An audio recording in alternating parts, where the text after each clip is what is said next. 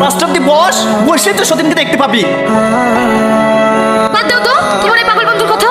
খেলাও যান, খাবারটা খেলাম, আমাদেরকে আবার যেতে হবে। দেখছি পালানো লাগে আঁকাবাকি করছে, 5টা বাজে গেলে ধরা পড়ে যাবে যে। তুমি এখানে 5টা পর্যন্ত বসে থেকে দাও তো, তোমার কোনো বয়ফ্রেন্ড নাই? আমাদের ভালোবাসা কি এতটাই ঠুনকো? ডাক্তার কথায় ভালোবাসার প্রমাণ দিতে হবে, এই বিশ্বাসটুকু আমার প্রতি নাই। তোমার প্রতি আমার অগাধ বিশ্বাস। আমি জানি তুমি আমাকে ছাড়া অন্য কারোর কথা ভাবতেই পারো না।